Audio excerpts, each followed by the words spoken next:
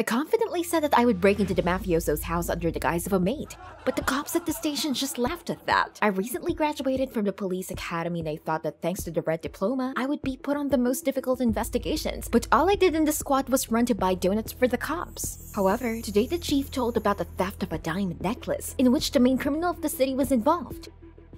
And I immediately decided to show these guys who was the coolest here. The case would be mine. The cops kept laughing at me, but the chief thought about it. I was new to the city, which meant that the mafia did not know about me. And he gave me the job. Everyone was in shock, and I was happy. This was my chance to prove myself. I had been waiting for it for so long. At the station, I was given a walkie-talkie and a pendant with a built-in camera. An hour later, I was standing at the right house. I was met by a security guard who looked me over in disbelief and then led me to the boss, Mr. Batista. I could feel a cold sweat breaking out on my back. Our prime suspect was standing in front of me. Even though I had fake references, I was still worried that I would be discovered. The mafioso stared at my pendant for a long time. If he saw the camera, I was screwed. My heart was pounding like crazy. But all Batista said that it suited my pretty face and that he was willing to hire me. He immediately decided to give me a mini tour of the house, but as soon as I reached his office, the mafioso said that it was strictly forbidden to enter there. Only he had the keys. What was he hiding? At night, while everyone was asleep, I crept to the mafioso's bedroom and carefully opened the door, but it suddenly creaked. Damn. I hope no one heard. I peeked cautiously into the room. Batista was snoring in his bed. I crept carefully to the bedside table and ran my hand over it. Here they were, these keys. I grabbed them sharply. Suddenly, the mafioso's hand reached out for me. I had already said goodbye to my life, but then I noticed the thread. The keys were tied to Batista's wrist. What if he woke up? The seconds dragged by unbearably long. And then the snoring began again. I exhaled and carefully unhooked the keys from his hand. I was walking out of the bedroom in total darkness when a guard suddenly appeared in the hallway. He was coming in my direction. I quickly hid behind a corner, hoping that I wouldn't be noticed. But then the guard turned down the stairs. It turned out okay. I immediately rushed to the office and opened the door. When inside, I turned on the flashlight and looked around. Nothing unusual. Suddenly, the room was pierced by the creak of the door. Someone was standing in the doorway, but I couldn't see his face because of the darkness. Then he started coming at me. I wasn't told in the academy what to do if you were caught red-handed in a mafioso's house. Then he suddenly said my name and hugged me. Hey! What's going on? What? Princess didn't recognize? He smiled. I could see him closer now. It was Sean, my high school crush. Before graduation, he suddenly flew abroad without warning me. I was in a lot of pain then. Sean asked me gently what I was doing here, since I graduated from the police academy, not the maid school. I tensed. What if he was the mafioso's agent? But Sean said he knew I was a cop. How? But he went on. Sean said he could finally explain everything to me. It turned out that he left the country because of his father's order. Order? Couldn't he say no? Sean hesitated for a moment, then admitted that his father was the head of the mafia and that he just couldn't cross him. It was dangerous to argue with him. The son of the mafioso? I was speechless. Sean led on. He was tired of his father's orders. He wanted to live a normal life. That's why he wanted to help me arrest his father. Then I heard footsteps and Sean said we should leave. We would talk tomorrow.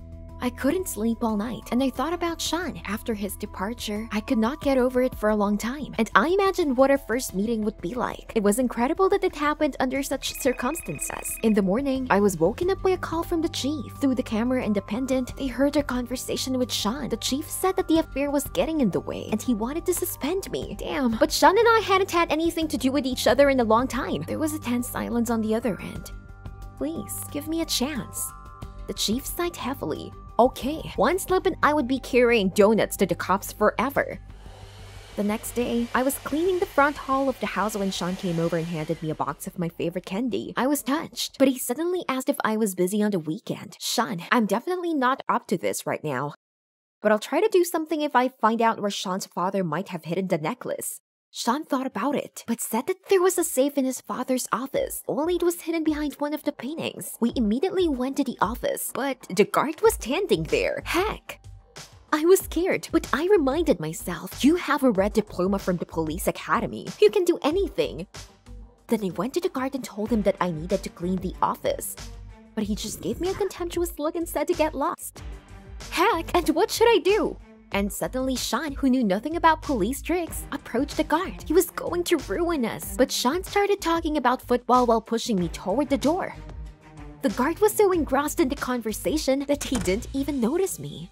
I slipped inside cautiously. The safe was indeed behind a painting. All I had to do was to remember the instructions for hacking. But the reality was more complicated. And as I dialed the numbers over and over, I was already desperate. But the green light finally came on. It worked!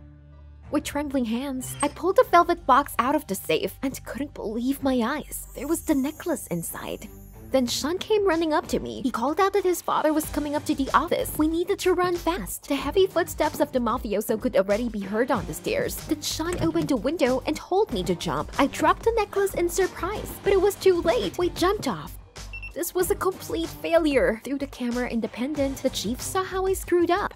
Now I was going to carry donuts and coffee to the cops for the rest of my life. I was not a cop. I was an errand girl who missed out on the most important investigation in her career.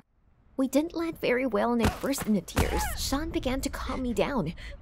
He was so sincere, as if in school. When I fell in physical education, we hid in the courtyard. Looks like everyone in the house was already looking for us. Soon, there was a commotion from the parking lot. We looked around the corner. The mafioso was getting in the car, and in his hands, he was holding the fairy velvet box. We thought he wanted to hide it away.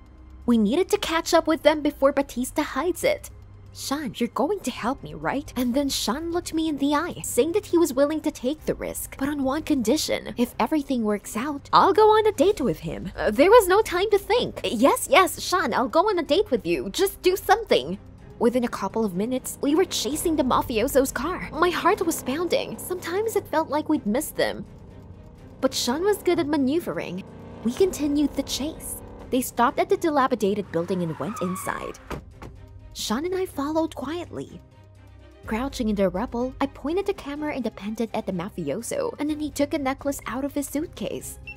My throat was dry from the stain, and not that. At the same time, a strong hand from one of the guards grabbed my shoulder. We were taken to the mafioso, but he still laughed at the startled expressions on Sean's and my faces.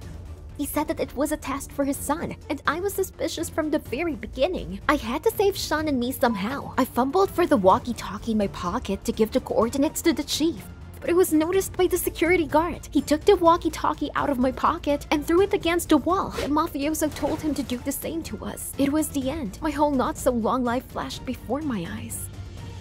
I don't want to die, but suddenly a megaphone was heard in the distance.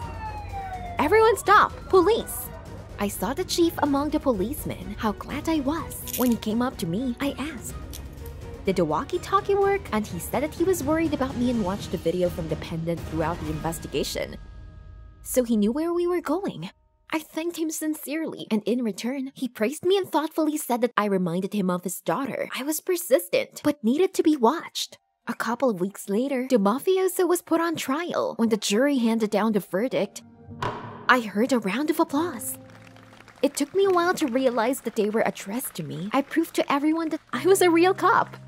Suddenly, I noticed Sean. He came up to me and reminded me of our agreement. Wow, because of what happened, I forgot about the date, but I gladly agreed. After all, it was Sean who helped me cope.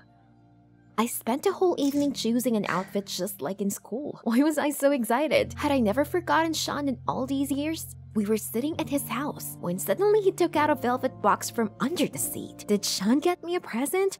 He opened it, but there was the same diamond necklace. What was happening? It was supposed to be at the station. Sean said that he would never let the stupid cops take the necklace. And now the police had a fake. It turned out that he had long wanted to take the throne of the head of the mafia. But his father did not give in. Then I came along and helped him. With a grin, he said that I would now be his queen. It was like I froze. It can't be, so he used me. Sean suddenly grabbed me and bared his teeth. He growled that we'd broken up once, but it wouldn't happen again. I tried to pull away, but Sean was stronger. I should have played along with him. I forced a smile and said that being a queen wasn't so bad. At that moment, I snatched the necklace out of his hand. Sean was taken aback, and without thinking, I broke the window and jumped out into the street. I'd hurt my leg badly, and it was unbearably painful to walk, but I knew I couldn't stop. Sean would chase me with the last of my strength. I climbed into my car and slammed on the gas. I still couldn't believe that the bastard had betrayed me. I drove for a long time without looking back, and then turned off the road into the woods. With shaking hands, I dialed the chief and immediately told him about the necklace. But he interrupted me. They didn't have anything against Sean. No one would believe me. How could this be? The excitement made it hard to breathe. I put my hand on my chest. That's right, the pendant! After completing the investigation, I forgot to return it. And the camera was working in it all this time. I started the engine abruptly. All I had to do was get to the police station. And how did the story end? One of the students asked me. Well, thanks to this case, I'm now one of the chief detectives of the police. I have dozens of high-profile investigations solved on my account. The students of the police academy looked at me with admiration, and then someone from the back of the desk quietly asked what the main advice I would give for the future was. I thought about it for a while, but I answered firmly. After that investigation, I know for sure that you need to believe in your dream and go to the end despite all the obstacles, and then everything will work out. Do you think I'm a servant or a librarian? Yes, I'd also think so if I met myself on the street. We are fabulously rich, but my billionaire father makes me hide it and pretend to be a beggar. Let's go, John. Why should I pretend to be poor? I don't know. I asked a million times, but no one gave me an answer. I don't care. I'm turning 18 soon, and after that, no one will dare to take a cent from me. I'm sick of pretending. I deserve better. Thank you, John. See you tonight.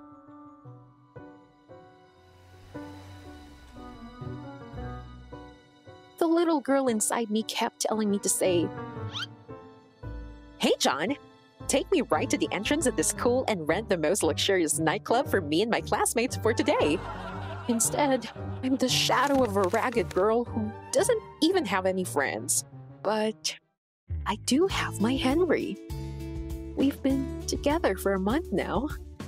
Oh, if he only knew who I really am and that I'm not a loser at all, as many people think, and I would just have to come to school fully armed once, all the guys would be mine in a second. On the day we were supposed to celebrate our 1-month anniversary, I saw him standing in the locker room having a nice chat with Jessica, a cheerleader who always yells at school competitions and puts cotton wool in her bra. Why the hell was he being so nice to her? What can they have in common? I was about to approach the sweet couple when the bell rang for class. Then I technically reminded him of my existence in a text message. "Honey, today is exactly a month that we exist." I texted him. "I am not proud. I will not lose." I couldn't tell my mom or my dad about the relationship. Dad was against any close contacts, not only with boys, but even with my girlfriends. If I told him about Henry, he'd have taken me to the moon. I often cried at night because I wanted to tell my mother about how I met Henry in the library, even though he is an athlete, and how caring he is to me. Well, one half of him is, because his other half is completely insensitive, cold, and selfish. It feels like he doesn't need a relationship at all. But it's impossible to leave Henry. He's my first boyfriend. Well, he invited me to the garden of an abandoned house for a picnic in honor of our first date. Henry will definitely kiss me in honor of our first month anniversary. I was skipping school and I lied to John about staying for extra classes just to get more time alone with Henry. But he didn't show up. Half an hour, 2 hours passed, but he never came. What are you, an immortal or something? I thought when I saw you, I'd pull your underpants over your head and make you walk around school like that, you scoundrel. So fuck this memorable day. I'm here, risking everything I have to meet him secretly. At any moment, I can be caught in my lies and then I'll be in trouble. And I called him up and scolded him that he blew me off and didn't come. And then I had to wander in a dangerous area alone and I could have been robbed or beat there. And you know what he said? The car can pick you up from anywhere. No. Did you hear that? I stopped dead in my tracks and couldn't take a step. I was angry at first, then confused. What did he mean? How does he know about the car and John, or did he mean a taxi? I called back hundreds of times an hour, but he did pick up. Then I decided to figure it out what happened by myself. I compared all the facts the day before. He sweetly chatted with a cheerleader. On the same day, I sent him a congratulations, but he didn't respond. And then he didn't come and gave me this crap in my ears on the phone. Now he doesn't pick up the phone and doesn't get in touch. Maybe Dad was right, and we should be afraid of people who are trying to steal from us, and we'll have to run into exile.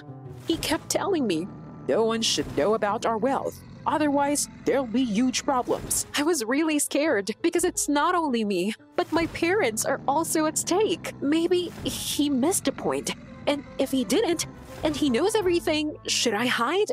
Should I contact a private investigator? Soon, the correctness of my decision was confirmed even more.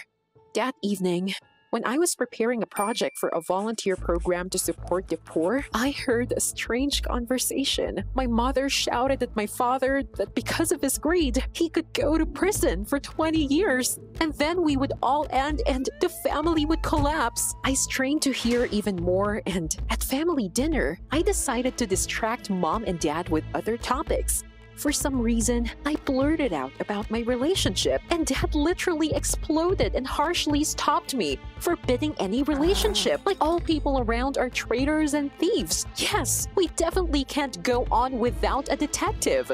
A couple of days later, in the car, John did see my expensive ring on my finger. I sold it to pay for detective services. And somehow, I got so caught up in the whole subject of investigations that I didn't write to Henry or call him for a few days.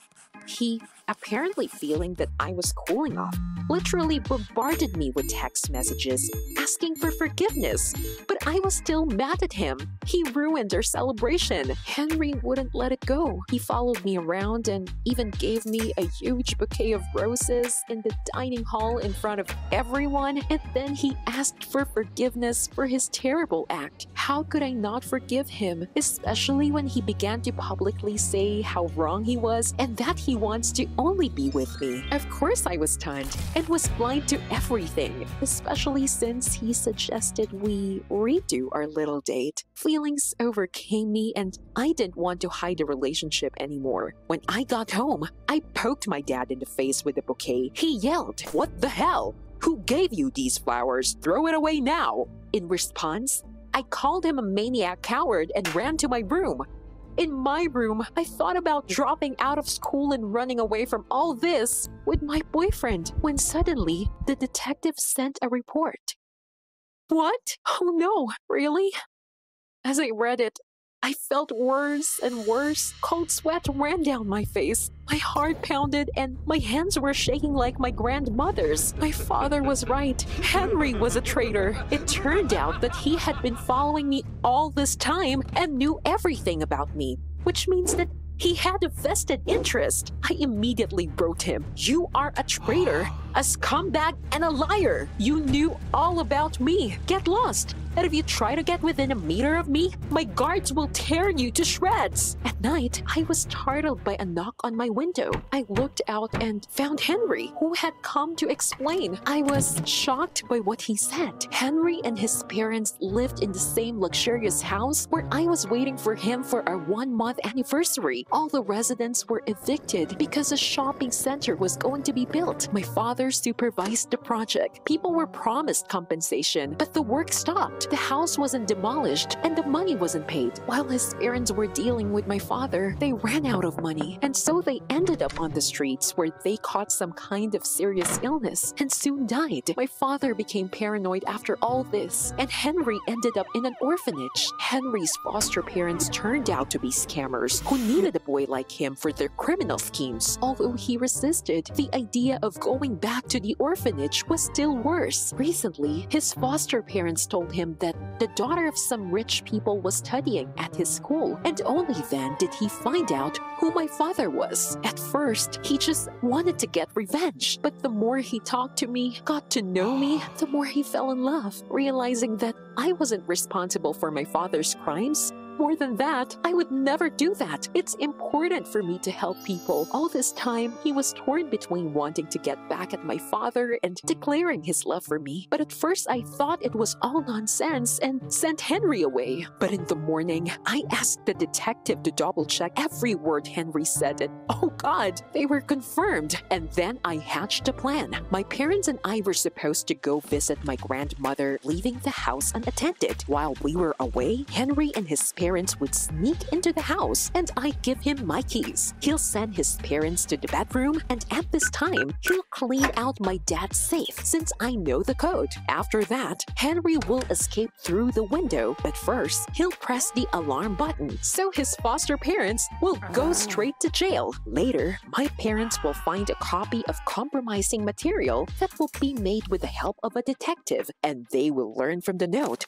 that they don't need to search for me. I will live my life as I want. As I later learned, the detective sent the original compromising material to the police, and soon my dad was arrested. It was a shock to me. Although I understood that he deceived a lot of people, but accepting his fate and imprisonment was very painful. My mother had savings in a bank account, but she still decided to get a job as a seamstress to somehow survive all this. Henry and I went to the Bahamas right after we escaped. The same detective helped us. We haven't decided what we're going to do next, go back or not, but I don't want to leave my mother alone. In the meantime, we are resting and doing a little business, catching lobsters. You have no idea how much they pay for them here. I finally escaped from my folks. I took the night train to the big city. My dream was waiting for me here. A luxurious life. Like the cool TikTokers. In the morning, I met with a realtor and I gave him all the saved money. Half an hour later, I was at the door of the rented apartment. I rented the shack for the first time. Soon I would definitely get rich, and I would move to downtown in anticipation. I put the key in the lock, but it didn't fit. Weird. Then the door swung open. A man was staring at me from the apartment. I don't understand anything. I immediately called a realtor, but he didn't answer. And then I realized I got cheated. I wanted to cry out of desperation. I was left on the street in a strange city. No money, no roof over my head. I had to find a job. There was no question of returning to my parents. To return meant to admit defeat. They kept saying all the time I was not ready. Wandering the streets, I almost gave up. But I suddenly saw an ad looking for a housekeeper for an 80-year-old grandmother. Housing is provided. This was a chance, or I would just stay on the street. I went to the specified address. The door was opened by an arrogant guy named Steve, who claimed to be Miss Matson's nephew and said he was staying with her. After that, Steve called me into the house and told me not to touch anything. What a nasty guy. As I stepped through the door, I was stunned. It was a real millionaire's mansion, with Italian furniture and expensive vases everywhere. What a luxury! The perfect mansion for TikToks! Steve had told me right away that Miss Matson was a millionaire and that I needed to keep an orderly house and keep an eye on her so she didn't get hurt. In return, I would get a big salary and a room in the mansion. Awesome! In just a month, I would be able to afford a rented apartment in the downtown and branded clothes. I quickly agreed and signed the contract. Steve went out on business and finally told me to introduce myself to the hostess, Miss Matson. Well, I went into the living room and suddenly there was a shot. Pain shot through my shoulder, and in a panic, I threw myself behind the sofa, knocking over a statue. What the hell? Then I noticed the paint on my shoulder. It was a paintball. Come out, little thief, I heard. Peeking out cautiously, I saw an old woman with a paintball gun. And then she shot me again. Was she crazy? I shouted that I was actually her new housekeeper. But the old woman grinned strangely and pressed a button on the wall. What's that for? At the same moment, the security guards broke into the house. They instantly pinned me down. Wait, you got it all wrong. It was this old lady who was shooting. But the big guys dragged me to the police station. I had to sit in a dirty cell for 2 hours until Steve came for me. He said something to the cops, and they let me go. I thanked Steve, but said I wouldn't work for this crazy old woman. Then Steve gripped my arm tightly. He hissed that I had smashed an expensive statue and owed Miss Matson a lot of money. So either I would pay now or I would work it off. Why was I so unlucky? I was beginning to hate that old woman. Steve gave me a ride back and told me to clean the mansion floors. But I quickly gave up on cleaning. I turned on the live in TikTok and began to show the rich mansion to my followers. Look how cool I live. But then the millionaires came into the living room. And the live ended. Damn it. She said that the servants should fulfill all her whims. Today, she wanted to have exotic animals in her house. For example, snakes. What? There was nothing to do. I found animators with snakes on the web. And they were at the mansion for dinner. The sight of the snakes made me sick. But for Miss Matson, the snake was a delight. While the animators ate snacks in the kitchen, Miss Matson examined the creeping reptiles. What a pity that they are a captive, she wailed. And suddenly the millionaires opened the lid of the terrarium. What was she doing? The snakes instantly spread all over the house. Miss Matson ran after them with a squeal of joy, leaving me alone. And then Steve came home. When he saw the snakes on the floor and me at the empty terrarium, he started shouting at me and told me to catch them all quickly. I shuddered at the thought of the slimy reptiles, but there was no way out. I took a couple of mops from the back room and went to look for these creatures, but they were everywhere, under curtains, under the sofa, in vases. Suddenly, one of them fell from the chandelier, right on my face. I almost died of fright, but I quickly threw it into the terrarium. As a result, all the cattle were locked up again. But Steve was still furious. He threatened me with the police if something like this happened again. Then I would not only have to pay the debt, but also go to prison. Please, no, I begged. If anything happens to Miss Matson, you're screwed. Steve threatened and went back to his room. Evening came and I went to my room, hoping to shoot at least one normal video for TikTok at night. But it was not to be. The old woman called me and ordered me to sing her a lullaby. Seriously? This is madness. After my terrible lullaby, she demanded to close the window. You see, she was cold, but the damn hinges were jammed. The old woman did not let up. And I went outside to try to close the window from the outside, but the drought made the door to the house slam shut. In a panic, I ran to Miss Matson's window. But for some reason, it was closed. That old woman. I rang the doorbell, but of course, no one answered. So be it. In search of shelter, I went through the deserted alleys. But then I was accosted by homeless people. They started grabbing me and asking for money. I barely escaped from them and ran away. I returned to the Mad Millionaire's house in the early morning. And this time, the door was open. Weird. When I went upstairs, I looked into Miss Matson's room and was stunned. It was a mess, and the millionaire herself was nowhere to be found. Oh no. Steve would kill me when he woke up and found out she was missing. My laptop was open on the table, and I ran to it. That's gross. Just recently, the old woman booked a plane ticket, but the flight was in an hour. I called a taxi and rushed to the airport, but the guards wouldn't let me in without a ticket. Heck! And then I noticed that Miss Matson was at the front desk. I lunged for the railing and slid over to her. I already reached the millionaire's when suddenly the guards caught me, and then Matson lied about me being her granddaughter, and they let me go. Wow, why would the millionaire's want to help me? I thanked her, but she said that I was going with her for that. What? Before I knew it, Miss Matson gave me a ticket and we were on the plane. The old woman immediately fell asleep, and I suddenly received an angry text from Steve. What have you done with Miss Matson? Where is she? This was the end. Now it was definitely the end. Upon arrival, I needed to immediately persuade the millionaires to return. But as soon as the plane landed, the old woman abruptly ran away from me. I ran after her as fast as I could, pushing people aside. But I only caught up with her in the parking lot. She got into the last taxi and drove away.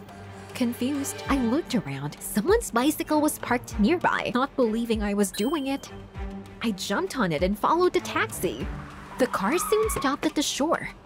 I was sweating profusely, but I caught up with the millionaire's. I was about to yell at her when she took me by the shoulders and spun me around. Look, she said, and then I just forgot about everything. In front of me was the endless ocean at sunset. Is it really nice here? I heard the voice of Miss Matson. I nodded, unable to take my eyes off the ocean. But then I remembered about Steve and said that we should fly back. I still had a debt for the statue to work off, and I didn't want any trouble. The Millionaire's replied that this was the first time she had heard of it, but she said she'd sort things out with her nephew if I stayed with her for another day. She always wanted to see the ocean. I thought about it. The offer was tempting, and I agreed. Near the ocean, I could shoot cool videos. But the old woman did not sit still for a minute. We spent the next day jet skiing, eating strange food, and collecting seashells on the beach. It wasn't at all like a rich people's vacation. But surprisingly, I liked it. I felt like I was really living for the first time in years. I was so engrossed that I didn't even shoot anything in TikTok. Miss Manson talked a lot about herself. She participated in dangerous expeditions and jumped with a parachute. Wow, her life was much richer than that of stars in TikTok. The day was over and it was time to go back, but Miss Manson brought a bunch of hipsters and a girl with a scar on her shoulder to me. The Millionaire said that she was going to a punk festival with them. What? But she promised we'd go home. I reminded her of our agreement, but suddenly Miss Manson stopped, fell silent, then swayed and fell to the ground. My God, she fainted! I quickly called an ambulance and we rushed to the hospital. I waited in the waiting room for a long time, all on edge. Finally, the doctor invited me to the room. Miss Manson lay pale on the bed. I was so glad she was alive. I sat down next to her, and Miss Manson sighed and admitted that she had terminal cancer. I started to cry, but why wasn't she treated in any way? The Millionaire's replied that she was not going to spend her life on tubes and IVs. She wanted to live out the days she had left vividly. I spent the whole evening talking to Miss Manson until she fell asleep. She was so grateful to have me by her side, and I felt that during all the time we spent together, I became very attached to her. And then Steve burst into the room, furious. "Go home and pack your things. We're going to the police," he said to me and literally pushed me out of the room. I staggered towards the exit, completely defeated. What should I do next? I was just leaving the hospital when I stopped. I couldn't leave like this. I wanted to at least say goodbye to her before I left. When I got back to the hospital, I heard Steve's voice in the hallway, talking to someone on the phone. Steve said that the old woman was about to die, and he would become the owner of her fortune. When he finished, he went to the doctor and said that he agreed to euthanasia for Miss Manson so that she would not suffer. I was literally numb with horror. What a bastard Steve was! How could he dispose of someone else's life? And all this to get more money? I waited until neither Steve nor the doctors were around and made my way to Miss Manson. I explained that we had to run and literally dragged her out of the room in my arms. The paramedics noticed us in the corridor, but we managed to slip into the elevator and close the doors. We weren't caught. That evening, we sat by the ocean and chatted. Miss Manson promised to disinherit Steve and offered to let me live in her house without any obligations. I thanked her, but declined, saying that I would come to visit. I no longer wanted to be rich and famous in TikTok. I wanted to be like Miss Manson, to live every moment of my life vividly and truly.